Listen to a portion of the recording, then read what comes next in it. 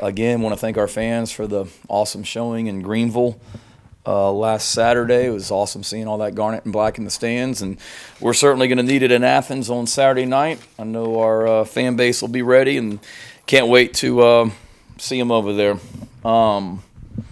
Again, want to congratulate Parker White on being the SEC Special Teams Player of the Week. I guess that's 2 weeks in a row we've had a winner from South Carolina on the special teams part. So love that, and love the fact that it's on special teams. And we're going to continue to, or we're going to need that to continue as the game, our season goes on, for sure. Injury-wise, we're in really good shape as it stands here today. No major issues coming out of the East Carolina game. A few, bumps and bruises, but nothing that'll prevent anybody from playing this Saturday. I know you guys will ask about Luke. He was at practice today. He did more today than he did on Sunday, and he did more on this Tuesday than what he did last Tuesday. So the biggest thing with him is just continuing to knock off get the soreness out where he feels comfortable, and knocking off the rust and all that, because he hasn't been in a lot of 11-on-11 situations against a full defense here for a while. So continuing to progress and get better each and every week, but fully expect him and the rest of our guys to be 100% on Saturday night. The only one that'll be out was one you already knew about, and that's Rick Sandage, but he's moving along well and is right on track to be back hopefully here really soon. Excited to open up SEC play Saturday night. It is the greatest football conference in the world.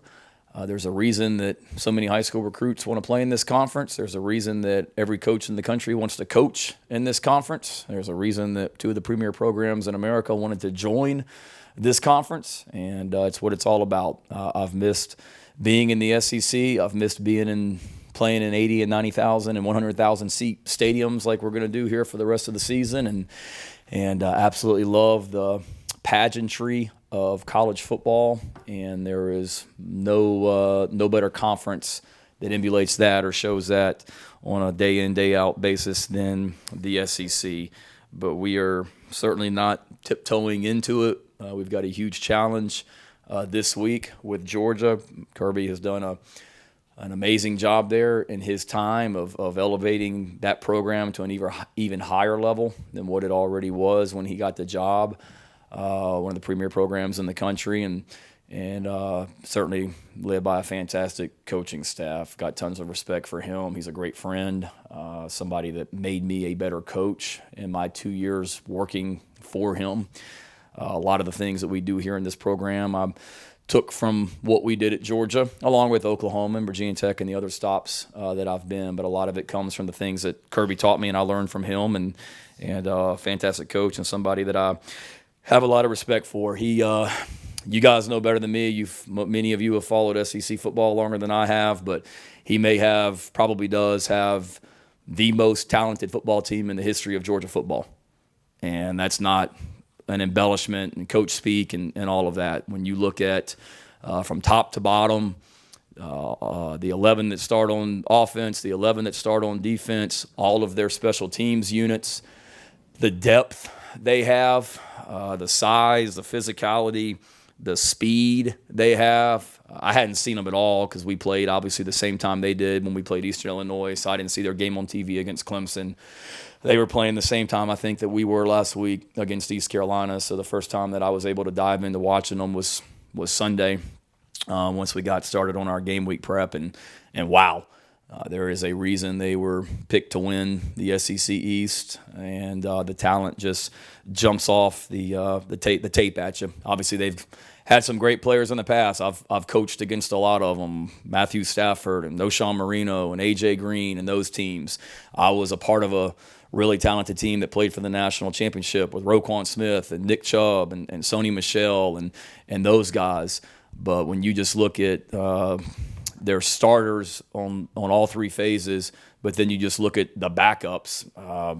I don't know of a more talented team ever to play at Georgia when you look at that. I mean, I had read over the summer that the defensive back, the secondary was an area of concern, and all I see are those guys just playing everybody in man coverage, and nobody can complete a pass. I watched their defense. I think they forced 18 punts already this season in 2 games, which, if my math is correct, that's going to put them on pace for over 100, which is an ungodly amount of defensive stops. Like, usually at the end of the season, a defense may force 70 or some punts. They've forced an average of 9 the last 2 games. I'm sitting there watching tape all day yesterday. Got in at 5:30 in the morning and was all day watching tape like the rest of our coaches, and thought I had thought I had a good feel for the personnel. Then here comes another guy at the end of the game against UAB that's not even listed on there too deep, that's making plays that would start a lot of places in the SEC. There's a play where Jordan Davis, their unbelievable defensive lineman, against UAB, where the UAB quarterback runs. Jordan Davis for Georgia is outside the hash into the UAB sideline, and the quarterback for UAB starts running towards the Georgia sideline, and the defensive lineman, Davis, all 340 pounds of him, runs the quarterback down and makes the tackle on Georgia's sideline. And it's one of the most amazing individual efforts and plays I've ever seen. So they are really, really good, and will be a big challenge for us. But our guys are certainly excited to go play. We've had a couple of great days of practice, and looking forward to the challenge of going in there against such a talented and well-coached team. So the hype for them is real, and we're excited to go play.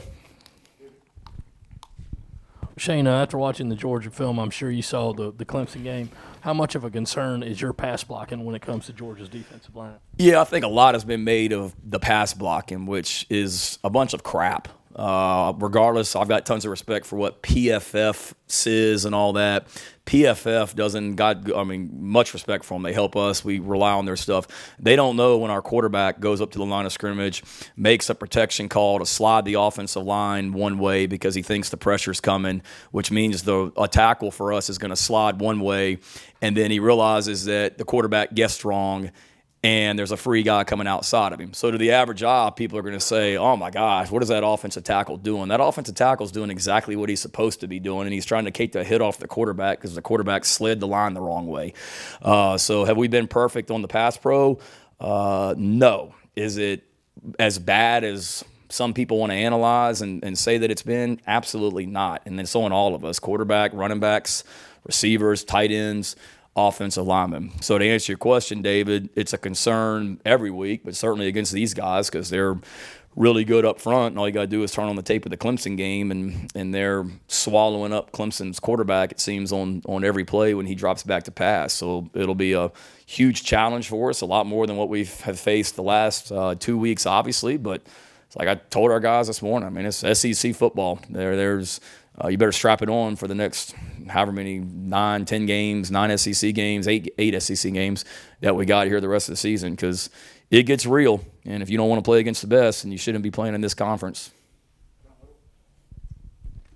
You've been pretty forthcoming about the fact that you followed the program from afar. What do you remember about the game against Georgia 2 years ago, watching that from where you were? What were your kind of reactions to that? And do you use that game from 2 years ago as a reminder that, hey, that team was a big underdog as well? You can go in and do something similar. Yeah, I don't remember much about it. We were playing Texas at the same time that day. I think I may have told some of y'all the story, but our game against Texas, which is an unbelievable game, not to change the subject, but if you ever get a chance to go to that game in the Cotton Bowl, do it. But we were playing Texas, which is a huge rival for us, at Oklahoma. Georgia and South Carolina were playing the same day. We won. Jalen Hurts was our quarterback, had a great win against Texas, and my family runs on the field after the game, and I'm thinking they're going to be excited because we just beat Texas, and swear to goodness, the first words out of my kids and my wife's mouth is, South Carolina just beat Georgia. South Carolina just beat Georgia. And I go, how about Oklahoma just beating Texas? I'm more worried about that one.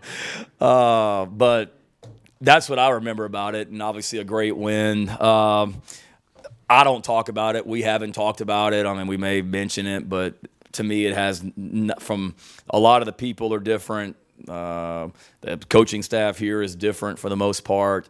Some of the players were here that day. Some of them weren't. Obviously, I think our guys know you went over there a couple years ago, and I saw where Kirby said yesterday a lot of that was because of Georgia, the fact that South Carolina won that game. But again, it doesn't have a big impact, I don't think, on this year's game. I mean, we have talked about the fact that this is a rivalry game, and I've been a part of a bunch of them, and in my time here, whether I was at South Carolina, or excuse me, whether I was at Georgia most recently or South Carolina when I was here before, it seems like they were all close games, high scoring, low scoring, kind of been a part of everything in my time here. But I can remember 2017 when we won the SEC at Georgia. I mean, that wasn't an easy game over in Columbia. I think it was 24-10 or whatever. But I mean, it's a tough physical game. I've followed this rivalry for a while and expect this week to be no different. Hey, Shane, I know you've been asked about the quarterbacks about 907 times, but this will be the 908th. What is Luke Doty? What are the boxes, really, that Luke Doty has to check over the next couple days for him to make that start on Saturday night? And then I guess the second part is, how much of a factor is the opponent and the defense, is an extraordinary front seven, in making that decision to start a guy who hasn't played yet this year? Yeah, as far as checking boxes for anybody, you got to have a good week of practice, whether you're the quarterback or the right guard or the personal protector on the punt team. I mean, you got to practice well. We're about competition, and you've got to compete and have a good week of practice, first of all, to put yourself in position. You got to be better than the other guys. Second of all, from a quarterback standpoint, kind of what I said a minute ago, it's being able to go in there and be comfortable and execute and knock the rust off, so to speak, and being able to drop back and throw 7-on-7 pass scale in practice without an offensive line and defensive line is great. You got to be able to also perform when there's 21 other people out there on the field with you, and he's continuing to get better at doing that. But we don't talk about the opponent. Obviously they're really good up front, but who do we play next week? Kentucky. I'm sure I haven't watched them. Watched a little bit of their game against Missouri the other night, but cover that up on y'all, huh? I'm sure they've got a really good front also, and then Troy and Tennessee and on and on and on. So, I mean, I don't see anybody on the schedule that we need to say, well, let's just let this guy get better and rest him up for this week. They're all going to be dogfights starting this week. Shane, sticking with Luke, I guess just when you mentioned he does more in practice, what does that look like, and how many reps is he taking with 11-on-11 or 7-on-7 today? Yeah, it's a good question. I was hanging out with the defense over there on their practice on the field today. I mean, Luke was out there. He was throwing balls. As far as the exact number of reps and all that stuff, I'm not even sure, to be honest with you. As soon as I walk out of here, I'll go in there with the offensive staff, and we'll watch practice from today. But from meeting with Clint each day, it's kind of, okay, he's going to do these periods and work a little bit more each day. And like I said at the beginning, he did a lot more today than what he did last Tuesday. And last Tuesday at this time, and we expected him to be able to play in Greenville. And he had a little bit of soreness during this time last week. He doesn't have that today. He didn't have that yesterday after practicing Sunday. So he continues to do more and more. And like I said, I mean, we fully expect him to be ready to roll on Saturday night. But let's also recognize the fact that Zeb Nolan made some fantastic throws down the stretch the other day against East Carolina too. That the throw to DK, the throw to Van in the end zone, the throw to Van that we ended up fumbling. I mean, he made some great plays down the stretch. So Zeb's another one that, like the rest of our team, continues to get better, and our whole football team. I mean, by no means have we arrived anywhere. We've got to continue to get better all across the board, and coaching as well. Shane, about what you said about not having arrived. I mean, 2-0's, a different feeling for a lot of these guys on this team. How do you keep them grounded? How have they handled the good start that you guys are off to? Yeah, good question. Certainly we want to celebrate wins, and we will. That was a fantastic win Saturday, so we don't want to not celebrate that. I mean, that was a struggle, and I said it on that. I think I said it on Paul Feinbaum yesterday. A lot of teams would have lost that game across the country because this team had every opportunity to feel sorry for themselves because things weren't going well.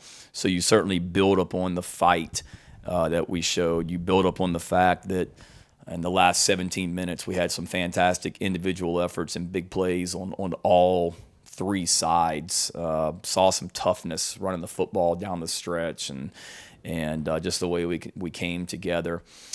You build up on that, but it don't take long to turn on the tape on Sunday and see, no disrespect to East Carolina, but all the stuff that we didn't do right as well. Offensively, defensively, special teams. I mean, it's pretty obvious to our guys we still got a lot to get better at. There's a lot that we could have done better against East Carolina. And then you get through East Carolina and you turn on the tape of Georgia, and it's you realize pretty quick you better crank it up and get better. And each week that's always going to be the same. I mean, we're going to come in on Sunday, win or lose, and look at the previous game, what we did well. And even when you have a great win, I mean, we go in there as a team meeting and we watch as a team some of the good plays, but then also the not so good plays as well, because I don't want anybody ever feeling complacent.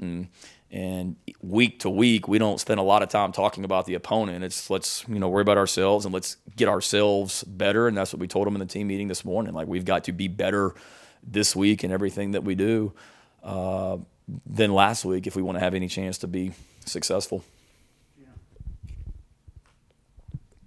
Shane, what do you remember about Zeb and how he did against you guys in that 2018 game? And then also, what were your, impressions of what you saw of Luke in the tape you've watched of last year's Georgia game, which was his first start, as you know? Zeb against Iowa State, Iowa State versus Oklahoma, that it was just, he made some really great throws. If I'm not mistaken, I think going into that game, there was a question on who was going to start at quarterback for Iowa State, if I'm not mistaken, and had a feeling it was going to be Zeb, and I knew of him and just kind of watched him, from a distance and knew who he was, being from Georgia and all that. But then he went out there and went back. It was a back and forth game. Kyler Murray on one side and Zeb Nolan on the other, but Iowa State had some a talented receiver that I know got drafted that year, a big target, and he did a nice job of just throwing some deep balls to him and some back shoulder fades or deep balls down the sideline, and just kind of went back and forth, and ended up being 37-27. But just remember being impressed with how he sat in the pocket and threw the ball and the accuracy that he threw with. To be totally honest, I haven't watched a snap of it last year. Last year, that South Carolina football team that was out there that night is not indicative, I guess is the word, of the South Carolina football team right now. I know the defensive staff at Georgia is the same. So as we go through the week, you may look at things for certain formations and stuff like that. I watched it on TV. I remember watching it on TV from back at my house in Norman that night, and I knew who Luke was coming out of high school, but just seeing some of the athleticism and things like that he played with that night. But I just there's not a lot of carryover from last year to this year because we're built a little bit different. There's a lot of returning players, don't get me wrong, but we're a little bit different schematically and things like that, and the personnel on defense for Georgia has changed in a lot of ways also, particularly in the secondary. Shane, with some of the self-inflicted wounds on defense from a penalty standpoint, what's your philosophy on being able to teach that? Is that as simple as, hey, we want you to be able to play with that edge. We like, the days of DJ Swearinger, but, we'll yank you off the field for a couple series. How do you teach that? Because I'm sure it's not as easy as guys just knock it off. Yeah, it's the $1 million question. I've been some places where the philosophy is you don't talk about it and maybe just kind of goes away by not making a big deal out of it. I've been some places where it was old school and you go out on the practice field and you circle up, and if you had the penalty, you come out in the middle and you're like, I'm Mike Uva and I had a penalty and cost the team 15 yards, and then everybody gets up there and does the up downs. And I've been places where you go in the team meeting and you show every penalty to teach off of it, and Really, we just try. One, we teach off of it as much as we can. What the expectations are and what we're not going to condone. We have officials at practice most days, and we want to educate as much as we can, whether it be formations or, today we had a block in the back during a drill where you get on there and you teach it and you recognize it that this is unacceptable for sure. And that was the disappointing thing about Saturday was I obviously did a crap job because we made a big point of emphasis about keeping our poise and composure against East Carolina, and not a shot at East Carolina, but there were some plays in App State where got a little chippy, and we wanted to talk. We made a big point with our guys last week of we get in this situation, we're not turning it into a one-on-one war of words and battle where we're talking. Don't even talk to them. Just go play. Go play between the whistles and whatnot. And then we obviously, I guess, mind tricked ourselves because we ended up being the team that didn't handle that the right way and lost our composure. So we just continue to teach and coach off of it and make sure our guys understand what we expect and what's acceptable and not acceptable. And, in our team meeting on Sunday, I showed some of those clips of those penalties you're talking about. I mean, penalties are going to happen during the play. I mean, it's football. There's some things that are just going to happen and you live with. It's the pre-snap and post-snap stuff that make you want to throw up as a coach. So we got to get better at that. And I'm 2 weeks in a row I've said it, and hopefully we'll be better this week. Shane, you mentioned you spent some time with the defense earlier today. Have you noticed amongst the defensive line, the big names that you guys have there, the challenge of them matching up with Georgia's offensive line? Have you noticed an uptick in enthusiasm and energy about that matchup on Saturday? I think they know them. And to me, this, you watch the line of scrimmage in this game. I mean, this is going to be a big boy football game, and I know what their philosophy and mentality is at Georgia, and that's to line up and just run the ball down your throat, and they've got playmakers on the outside that are explosive. I mean, the running backs, they're deep. The receivers, I know they got some guys out, but they got some fantastic ones that can run. The freshman tight end, Bowers, is a weapon with his skill set and whatnot. So there's a lot of explosiveness all over that offense, but this game's going to be critical right there in that box at the line of scrimmage. It's our offensive line versus their front and their offensive line versus our defense. But I would hope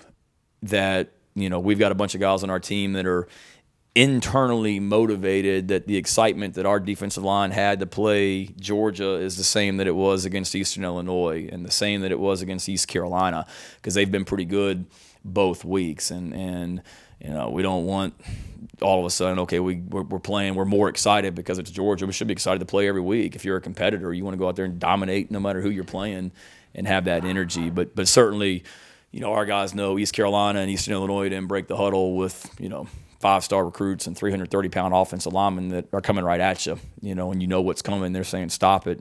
So it's a big challenge for our guys, but it's a big challenge for the entire defense. Like, we've got to do a great job tackling this week, not just those defensive linemen, but all 11 guys on the defense.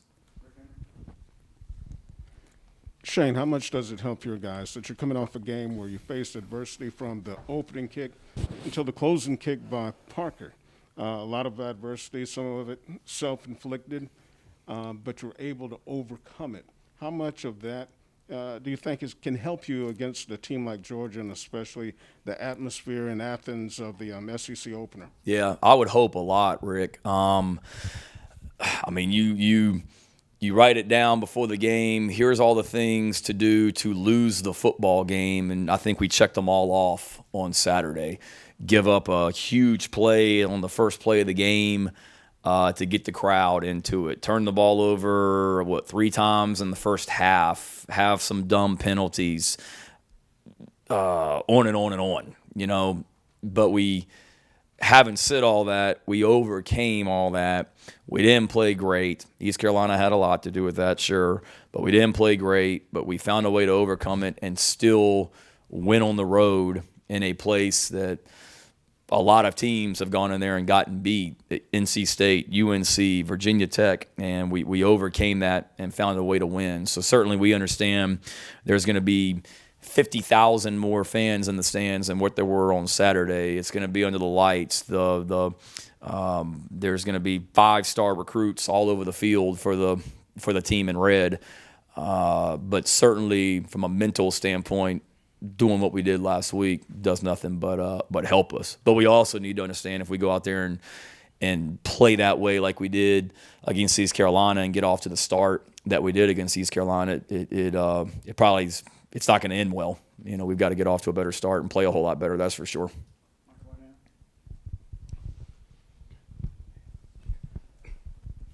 Shane, Zeb is from that neck of that woods in Georgia. Have you and him talked at all about just kind of what it means to go back to the area, play in that area, or do you have a sense of what it might mean to him? Yeah, I haven't talked to him this week about it. I was in the quarterback meeting this morning, but it was all football. But when he decided that he wanted to come back out and play, when he and I were having those conversations, one of the things he did mention was how cool it would be to be able to go back to play in Sanford Stadium in the town that he went to high school in and his family lives in. And so certainly it'll be extra excitement for him, sentimental, whatever you want to call it, going back in there. But he's also, smart enough to understand he has a job to do and is focused on that and worrying about what he can control. But,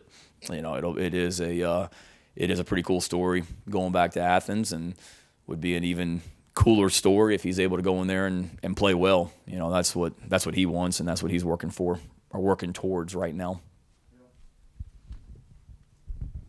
Obviously, there are a lot of good high school players in the state of Georgia every year, and Georgia usually has kind of the pick of the litter, so to speak. What's it like recruiting against those guys in that state, whether it's here or Oklahoma, Virginia Tech, and how challenging can it be to compete with them that way? No, it's challenging for sure. It's such a big state, and there's so many players. And Kirby used to say this when I worked for him, that they can only take 25 a year. And in his mind, Kirby's mind, and rightfully so, you better make sure from Georgia's standpoint, they better make sure, because he used to say it, that you're taking the right ones. Because those guys that you decide not to take, they're going to South Carolina, they're going to Florida, they're going to Auburn, they're going to Tennessee, wherever. So there's a lot of great players. We're going to get in there and battle them. We have a fantastic place to sell here from an academic standpoint, from a city to live in, the facility, the opportunity to do something special here.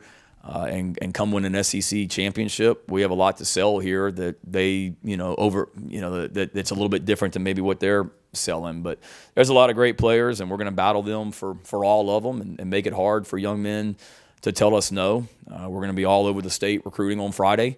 Of the top players in the state of Georgia for this year and next year, there's a pretty good chance that there's going to be a South Carolina coach in your school on Friday afternoon and Friday night at your game. And that'll always be a critical area for us. There's so many fantastic players that have come out of Georgia that have been major contributors here and will continue to be going forward, along with the state of South Carolina and the surrounding areas. But it's such a great state for high school football, Georgia is, and we'll always recruit it heavily.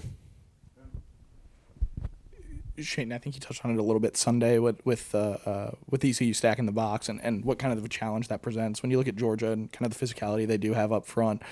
How do you go about attacking that in the run game when you do have a stacked box? Is it a matter of, Zeb obviously connected on a few more longer throws. Is it a matter of just opening things up? Is it a matter of just beating a guy one-on-one in front of you, or what kind of goes into that? Yeah, no, good thought or good question.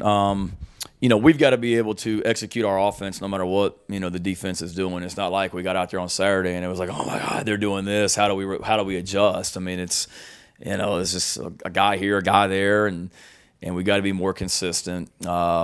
We've got to be good about what we're asking our guys to do. There may be some run schemes that we like that maybe we aren't great at executing, so we've certainly got to continue to look at that. You've got to be able to, if teams are going to do that, which they're going to continue to do against us, you've got to be able to throw the football, which we did. It was a fantastic job by Zeb on the the deep ball to Josh down the sideline and some of those other throws. And then we've got to be able to sustain blocks and finish plays, and that's what we did a better job of as the game went on, was just leaning on East Carolina and finishing plays and covering them up. And then at the end of the day, I mean, we got SEC running backs. I mean, we can't block them all. We're going to do our best to get a hat on a hat, but at some point you're going to have to make somebody miss. And there were times on Saturday where we had a running back lost a one-on-one battle versus a defensive back in the open field or in the hole, and there were some times that we certainly, won those battles as well. So it's a combination, but I've told you guys before, I mean, we want a balanced offense, and that's not necessarily 50-50. It's the ability to run when you got to run and the ability to throw when you got to throw. And saw signs of that on Saturday. We've got to be a lot better going forward. There's no question about it, but did see signs of it. Yeah, with the secondary, are you surprised at all at how well they've played so far? And where does some of that credit go? Is it Clayton White's scheme, Torian Gray's coaching, personnel just being a little bit underrated, but they seem like they've made a lot of plays? Yeah, knock on wood. They've been really good, really, really good. And I don't think surprised. I know I'm not surprised. Just seeing them during preseason camp, and that was preseason camp without a healthy Cam Smith. But just seeing, Foster and Roderick and Dickerson and Dial and Spalding and Rush and those guys as they were making plays throughout preseason. Then you get Cam back. They're doing a great job. And obviously the level of competition goes up this week because they've got some explosive playmakers on offense, like I said, but really impressed with the way that our defensive backs are playing. They're playing hard. They're doing a great job of tackling. They're winning a lot of 50-50 balls, and credit them for one. Certainly credit, Coach Gray. I feel like he's the best defensive backs coach in the country. I saw what he did when we worked together at Virginia Tech over the years, and he's got NFL experience. He does a great job of just teaching and coaching and making sure our defensive backs understand how offenses are trying to attack them and studying formations and wide receiver splits and all that. And then certainly, Clayton White as well. Our defense has been fantastic the last 2 weeks. And I'm excited to watch them play on Saturday night, excited to watch them continue to evolve as the year goes on. So Clayton's put together a great scheme, and credit those guys up front, the guys that Mike Peterson and Jimmy coach as well, because they're doing a great job of affecting quarterbacks, and it all works together, and we're going to need all 11 on Saturday night to stop the run and the pass. Shane, it seems like you probably have studied as much as anyone how head football coaches go about their business. How would you describe your sideline role during games? Are you strategizing? Are you consoling and encouraging players? You working refs? How would you just generally describe that? Consoling myself at times Saturday too. A little bit of all that, to be honest with you. I realize as the head coach that all eyes are on me. So I think it's critical that I do a try and I'm pretty even keeled by nature, but just trying to stay steady and not emotional and blowing a gasket over there every time something goes bad. But just trying to stay under control. When the offense is on the field, I'm on the headphones, talking with those guys. I'm not trying to micromanage stuff and tell everybody what to do, but we're certainly talking when the offense finishes the series. I may be on the phone with the offense talking about the next series or things that just happened. When the defense is on the field, I'm on the defensive line with Clayton and his guys, listening and talking. Certainly any situation that comes up, I'm trying to stay one step ahead on, okay, it's third down, here's what we may do potentially on fourth down, or I really try and spend a lot of time during the week preparing to manage the clock and make decisions like that, and studying other situations across college football.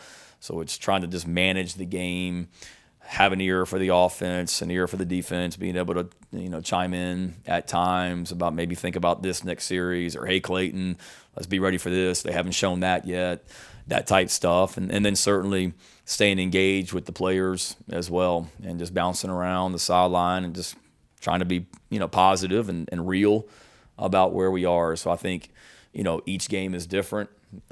Eastern Illinois was a little bit more fun and less stressful. East Carolina, there was a lot of, decision making that was going on throughout the game, timeout usage, third down, fourth down, what you're doing, stuff like that. So every game's different, but just trying to stay one step ahead, but also help all three coordinators and communicate with, when I say three coordinators, communicate with Pete Limbo as well with everything going on from a special teams standpoint.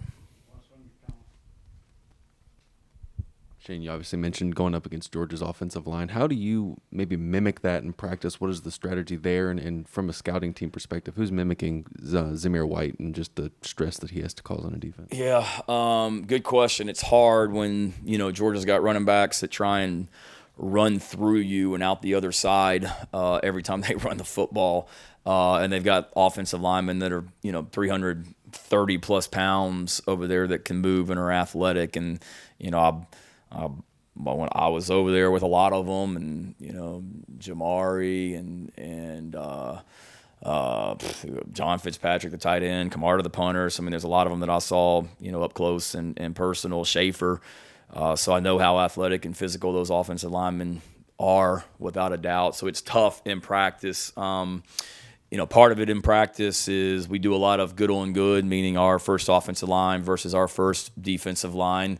We do that on Tuesdays and Wednesdays in practice as well. So we try and make that as physical and real as it can be, for sure.